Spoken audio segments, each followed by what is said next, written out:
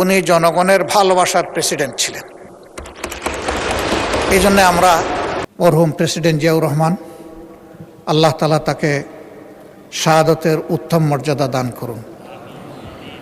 তার হাতে নিঃসন্দেহে বহুদলীয় গণতন্ত্র ফিরে এসেছে, যার সুফল পরবর্তী পর্যায়ে জাতি পেয়েছে। মাননীয় বিরোধী দলের নেতা, আপনার আপত্তি উত্থাপন করুন। মাননীয় স্পিকার, আপনাকে ধন্যবাদ। মাননীয় স্পিকার, আমাদের এই অঞ্চল দুইবার স্বাধীন হয়েছে। 47-এ একবার, 23 বছর পরে আবার মহান মুক্তিযুদ্ধের মধ্য দিয়ে দ্বিতীয়বার। আমি মহান মুক্তিযুদ্ধে যারা দেশ এবং জাতির জন্য বীরত্বপূর্ণ ভূমিকা রেখে লড়াই করেছিলেন, তাদের সকলের প্রতি গভীর শ্রদ্ধা নিবেদন করছি। বিরোধী দলের নেতা 10 মিনিটের মধ্যে শেষ করুন। 10 মিনিট। সরি, 10 মিনিট। Thank you. মাননীয় স্পিকার, ক্লিংকার বেশি থাকলে সিমেন্ট বেশি খাঁটি। আনোয়ার সিমেন্ট। এই সময় যে রক্তক্ষয়ী যুদ্ধ হয়েছে, এই যুদ্ধে যারা নেতৃত্ব দিয়েছিলেন তাদের অনেকেই দুনিয়া ছেড়ে চলে গেছে।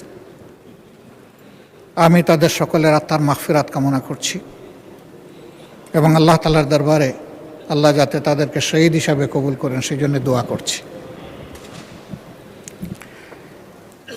দেশ স্বাধীন হয়েছে, বুক ভরা আশা নিয়ে মানুষ চেয়েছিল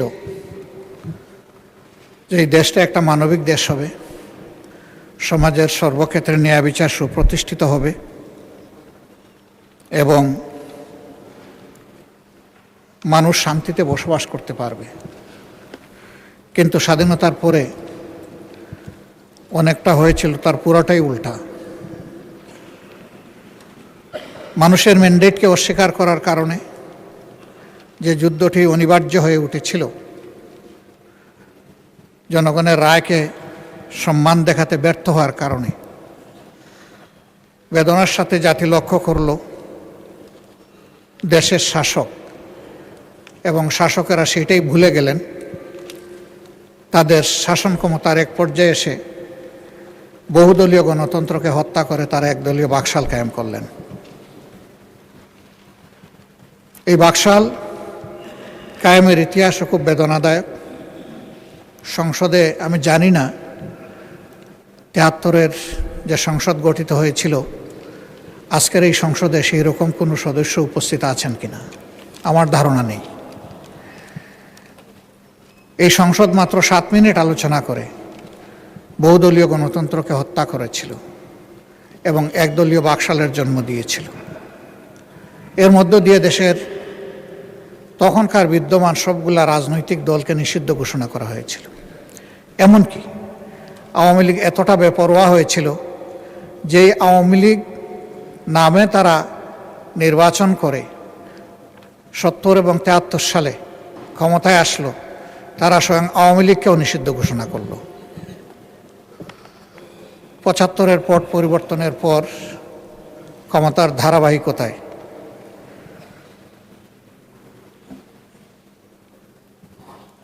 মরহুম প্রেসিডেন্ট জিয়াউর রহমান, আল্লাহ তাআলা তাকে শাহাদতের উত্তম মর্যাদা দান করুন। তার হাতে নিঃসন্দেহে বহুদলীয় গণতন্ত্র ফিরে এসেছে, যার সুফল পরবর্তী পর্যায়ে জাতি পেয়েছে এবং আজকের পার্লামেন্টও সেই ধারাবাহিকতারই অংশ।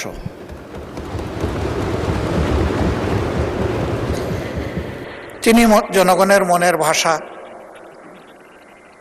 পড়তে পেরেছিলেন। এই জন্যে তাকে যখন নির্মমভাবে খুন করা হলো, তখন দুনিয়া থেকে বিদায় নেওয়ার সময় তিনি ইতিহাসের বিরল সম্মান নিয়ে বিদায় নিয়েছিলেন। আমরা তখন মেডিকেল কলেজের ছাত্র, আমরা দেখি নাই উনি কোন দলকে প্রতিনিধিত্ব করতেন। আমরা দেখেছি উনি জনগণের ভালোবাসার প্রেসিডেন্ট ছিলেন। এই জন্য আমরা দলমতের ঊর্ধ্বে উঠে সবাই মিলেমিশেই সেদিন আমরা কি করতে পারবো, একটু কোরআন খতম করেছি, চোখের পানি দিয়ে তার জন্য দোয়া করেছি।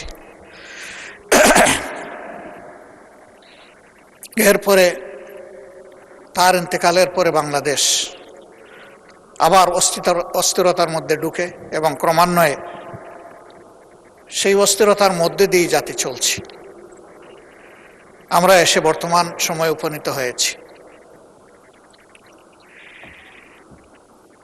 এই বিলে প্রস্তাবনা করা হয়েছে যে জিনিসটা স্বাধীনতার পরে তখনকার শাসকও আনেন নাই, মরহুম প্রেসিডেন্ট জিয়াউর রহমান রাহিমাউল্লাহ তিনিও আনেন নাই, তিনবারের অতি সম্মানীয় প্রধানমন্ত্রী তিনিও আনেন নাই। এই জিনিসটা নিয়ে আসলেন সংজ্ঞায় অন্তর্ভুক্ত করে ফ্যাসিস্টের বিকৃত একজন প্রতিভূ শেখ হাসিনা, এবং পরবর্তী পর্যায়ে ইন্টারিম গভর্নমেন্ট তার ধারাবাহিকতা রক্ষা করেছে সামান্য পরিবর্তন সহ। কি আছে এখানে? আছে তৎকালীন তিনটা সংগঠনের নাম নেওয়া হয়েছে: তৎকালীন মুসলিম লীগ, জামাতে ইসলামী, নিজামে ইসলাম পার্টি।